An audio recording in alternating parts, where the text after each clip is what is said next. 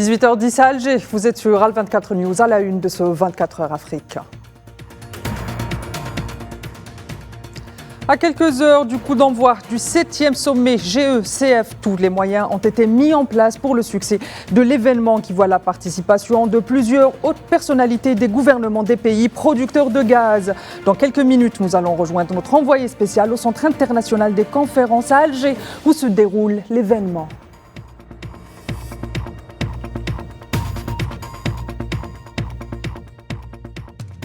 Dans le dossier libyen, la voie électorale est la seule voie possible pour une sortie de crise, réaffirme le Conseil de sécurité.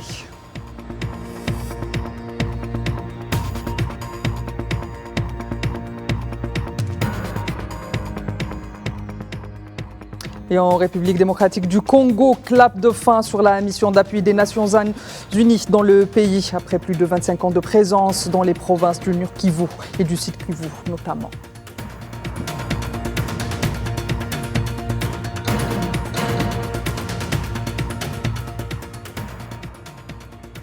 À l'invitation du président algérien Abdelmadjid Tebboune, le président de la République du Mozambique, Philippe Janisto Nieso, entamera aujourd'hui une visite d'amitié et de travail en Algérie dans le cadre du renforcement du lien historique, les liens de fraternité et de solidarité qui unissent l'Algérie et le Mozambique.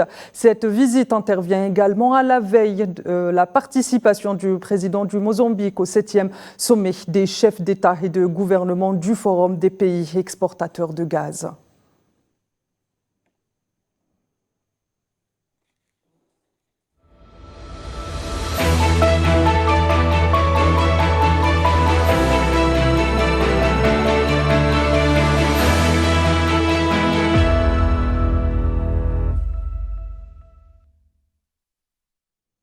L'Algérie est prête à accueillir le 7e sommet du Forum des pays exportateurs de gaz.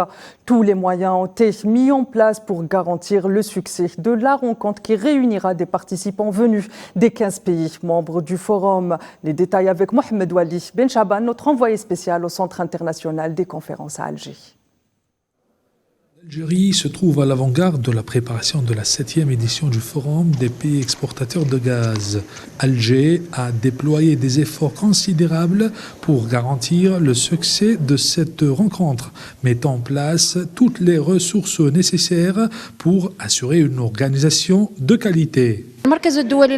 10 bureaux sont mis à la disposition des organes et institutions étatiques, issus du ministère de la Communication, pour garantir l'efficacité pour assurer une bonne couverture médiatique de cet événement important. L'objectif est d'assurer une couverture optimale qui doit être à la hauteur de cet événement d'envergure internationale. L'un des défis majeurs auxquels l'Algérie a dû faire face est la préparation logistique de l'événement. Organiser un événement d'une telle envergure nécessite une coordination minutieuse. En tant que centre international de presse, donc c'est de mobiliser tous les moyens techniques et humains pour une réussite et une diffusion maximale de cet événement-là. Donc nous avons mis à disposition 8 plateaux TV, 5 à 6 plateaux radio. Il y a 2 cyber dotés d'écrans à LED pour retransmettre la plénière, les arrivées des chefs d'État, des ministres, etc. Il y a des bureaux pour les délégations. Nous en avons déjà quelques-unes qui sont là. Nous sommes en train de les installer avec tous les aménagements nécessaires. Donc il y a la délégation vénézuélienne, iranienne, irakienne, qatari qui sont déjà en place. Nous avons aussi mis à disposition un IBC, un International Broadcast Center, pour la diffusion à travers le monde. Donc on va diffuser sur 2 satellites à travers la TDA, qui est la télédiffusion algérienne. Donc pour essayer de couvrir au maximum l'événement et de mettre à la disposition des médias internationaux ce qu'il faut et ce dont ils ont besoin. Cette édition du GECF offre à l'Algérie une occasion unique de présenter ses initiatives stratégiques et ses projets d'expansion dans le secteur gazier. En tant que l'un des principaux producteurs de gaz naturel, l'Algérie cherche à renforcer sa position sur le marché mondial, à diversifier ses partenariats et à promouvoir des pratiques durables dans le secteur énergétique. Et justement, Madame, Monsieur, nous allons rejoindre tout de suite notre envoyé spécial au Centre international des conférences, Abdellatif Rahal. Bonsoir, Mohamed Wali Ben Chaban. Alors, Mohamed. Bonsoir, Tinhinan. Alors, nous sommes à quelques heures du clap d'envoi de ce sommet. Qu'est-ce que vous pouvez nous dire de plus sur l'organisation justement de ce sommet ? Bon, Tinhinan, comme vous le savez, Alger est fin prête pour abriter cette 7e édition du Forum des pays exportateurs de gaz GECF, démontrant son engagement envers l'avenir de l'industrie gazière. Avec une forte et ferme volonté, Alger a mobilisé tous les moyens nécessaires pour garantir le succès de cet événement d'envergure internationale. Tous les préparatifs sont déjà pris fin. Alger et le CIC déjà s'apprête à accueillir demain toutes les délégations, tous les participants qui devraient prendre part à cette 7e édition du forum de GECF. Cette rencontre plutôt revêt une importance capitale, offrant une plateforme d'échange stratégique et de coopération entre les principaux acteurs du secteur gazier international. Permettez-moi, Tinhina, de vous citer quelques thèmes qui seront abordés lors de ces 3 jours des travaux. On peut citer la sécurité et la transition énergétique, les négociations des contrats à long terme pour justement le gaz, la durabilité du gaz justement et les perspectives du marché gazier international. L'Algérie entend contribuer activement à ces discussions et partager son expertise en matière de développement gazier responsable. Voilà. Mohamed Wali Ben Chaban pour ces précisions. Je rappelle que vous étiez en direct avec nous depuis le Centre international de conférences Abdellatif Rahal qui accueillera dès demain ce sommet. Et vous, très chers téléspectateurs, on se retrouve tout de suite après le jingle pour le reste de l'actualité.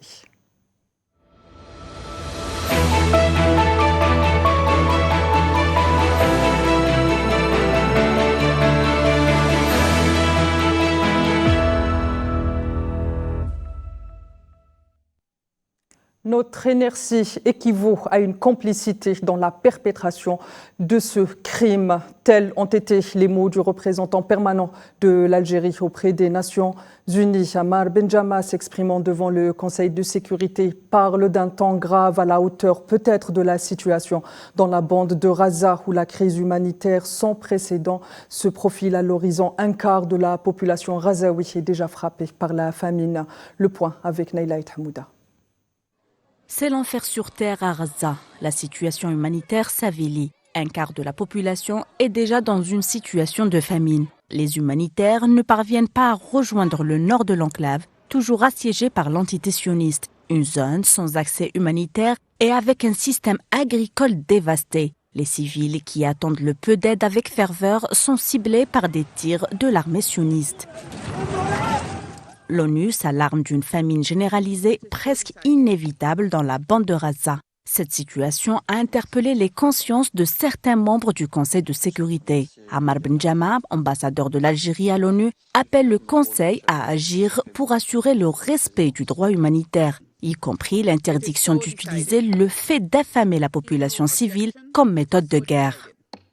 Aujourd'hui, alors que l'ensemble de la population gazaoui dépend de l'aide humanitaire, la puissance occupante israélienne utilise la famine comme méthode de guerre. Le recours délibéré à la famine en tant que politique constitue une violation flagrante du droit international. L'objectif de cette politique étant de forcer la population gazaoui à perdre espoir, à perdre sa dignité. Il s'agit de la forcer à avoir recours à la violence. Il s'agit d'imposer un effondrement du droit et de l'ordre. Les résolutions 2712 et 2720 adoptées par le Conseil de sécurité pour prolonger des pauses humanitaires et des couloirs à travers la bande de Gaza sont loin d'être appliquées sur le terrain. En absence d'une cessation des hostilités, fournir une aide humanitaire demeure un objectif inatteignable.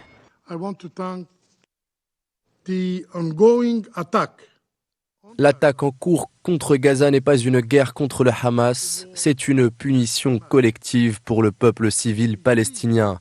Notre silence donne le droit de tuer et d'affamer la population palestinienne.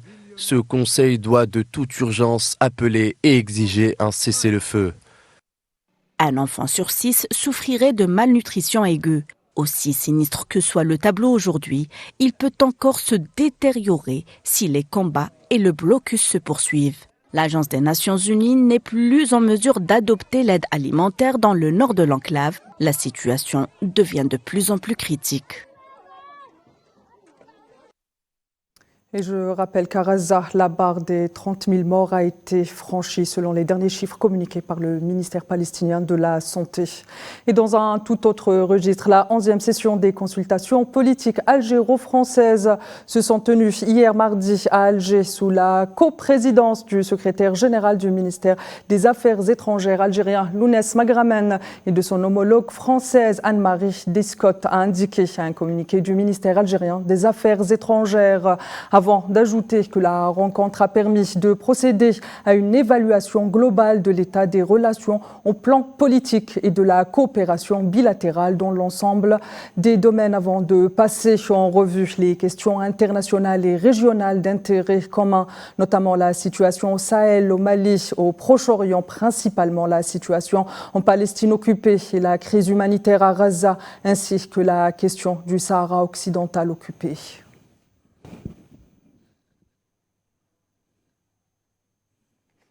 Et dans un tout autre registre, la Libye a également été à l'ordre du jour du Conseil de sécurité lors d'une session tenue hier par l'organe exécutif des Nations Unies, a réitéré à cette occasion son soutien à un processus politique inclusif mené par les Libyens sous l'égide de l'ONU sur la base des lois électorales émanant de la commission 6+6 en vue d'aboutir à des élections libres et transparentes et démocratiques sur l'ensemble du territoire libyen. Le Conseil de sécurité a également réitéré son soutien à l'envoyé spécial, les chefs de la mission en Libye, Abdoulaye Bathily. Et l'élection présidentielle au Tchad se tiendra le 6 mai de l'année en cours, a annoncé ce 27 février l'Agence nationale des gestions des élections, ajoutant les résultats provisoires sont prévus pour le 7 juillet de l'année en cours, précisant par ailleurs que les listes des candidats retenus par le Conseil constitutionnel seront communiquées par l'ANGE le 24 mars prochain. Ces élections devraient mettre ainsi fin à une transition qui a duré 3 ans. Pour rappel, les Tchadiens ont voté pour la nouvelle constitution de leur pays en décembre dernier.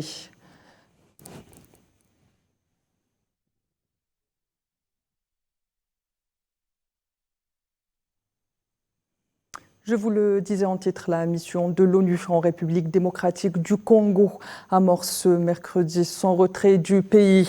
Un départ réclamé par Kinshasa qui juge inefficace la MONUSCO avant la remise officielle aux autorités congolaises de la première de ses bases du Sud Kivu. Après 25 ans de présence, le départ des casques bleus a été acté en décembre par le Conseil de sécurité des Nations Unies, malgré ses inquiétudes sur l'escalade de la violence dans l'est de la République démocratique du Congo.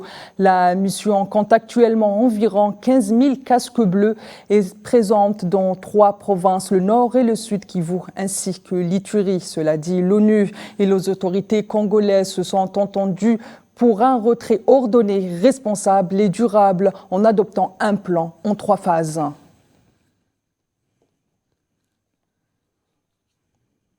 Madame, Monsieur, c'est ainsi que s'achève ce 24 heures Afrique. Je vous donne rendez-vous demain à la même heure et retrouvez Kheddine Batache pour le 19h Info. Excellente suite des programmes sur Al24 News.